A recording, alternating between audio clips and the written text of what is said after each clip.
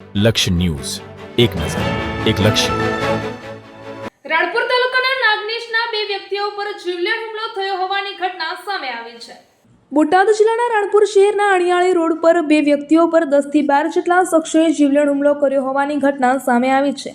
મળતી માહિતી મુજબ ધર્મેન્દ્ર પ્રવીણભાઈ રંગાણી અને દલપતભાઈ નરોત્તમભાઈ ગોહિલ પર ટોળાએ હુમલો કરતા બંનેને શરીરના વિવિધ ભાગોમાં ગંભીર ઈજાઓ પહોંચી હતી.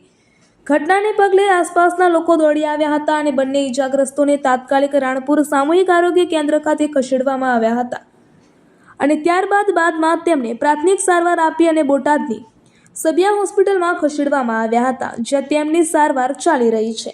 આ ઘટનાની જાણ થતાં પોલીસ પણ ઘટના સ્થળે પહોંચી હતી અને સમગ્ર મામલે તપાસ હાથ ધરી હતી.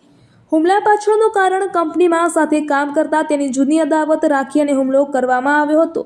હજુ સુધી સત્તાવાર રીતે જાહેર કરવામાં આવ્યું નથી. પોલીસ દ્વારા હુમલામાં સંડોવાયેલા શખ્સોની ઓળખ કરી તેમની સામે કાયદેસરની કાર્યવાહી હાથ ધરવાની પ્રક્રિયા શરૂ કરવામાં આવી હોવાનું જાણવા મળ્યું છે. આ બનાવને પગલે રાણપુર શહેરમાં ચકચાર મચી ગઈ છે. પોલીસ દ્વારા સમગ્ર ઘટનાની વિવિધ દિશામાં તપાસ કરવામાં આવી રહી છે. આ તપાસ પૂર્ણ થયા બાદ વધુ વિગતો બહાર આવે તેવી શક્યતા છે. રિપોર્ટર અજય પરમાર, રાણપુર, બોટાદ. આપનું નામ?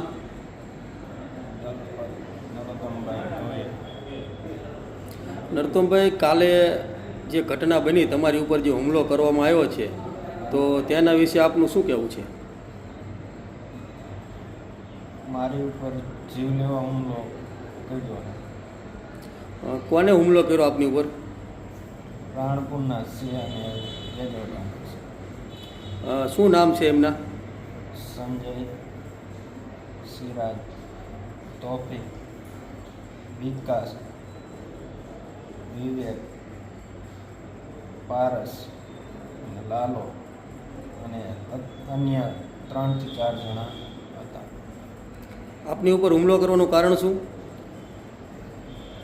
જૂની એવી ટેક્સટાઇલ કંપનીની બાબત હતી. કેટલા જણાએ તમારી ઉપર હુમલો કર્યો અંદાજે? 10 થી 12 જણા. ત્યાં શેના વડે હુમલો કર્યો? લાકડા અને પાઇપો અને શરીર બધાએ મારવાનો પ્રયાસ કર્યો. આપણી ઉપર જે હુમલો થયો એમાં તમે કીધું કે હથિયારો વડે હુમલો કરવામાં આવ્યો હતો, તો એમાં આપણી ઉપર જીવલેણ હુમલો થયો હતો. હા, તો કોને આપણી ઉપર વધારે દાજ રાખીને હુમલો કરવામાં આવેલો? સિરાજનો ભાઈ અને સંજય. શું નામ આપનું? કાલે જે આપની સાથે જે બનાવ બન્યો તેના વિશે આપનું શું કહેવું છે?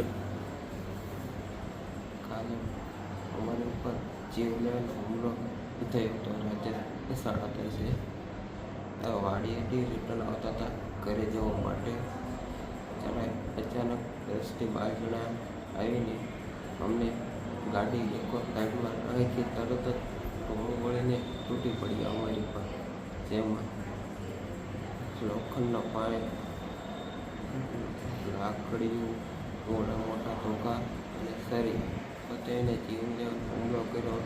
અમને ભાગવાનો કોઈ ચાન્સ હતો નહીં, પણ આ તો અચાનક અમે ગમે તેમ કરીને ત્યાંથી નીકળવાનો પ્રયાસ કરીને ત્યાંથી છટકી ગઈ. કેટલા જણાએ હુમલો કર્યો આપણી ઉપર?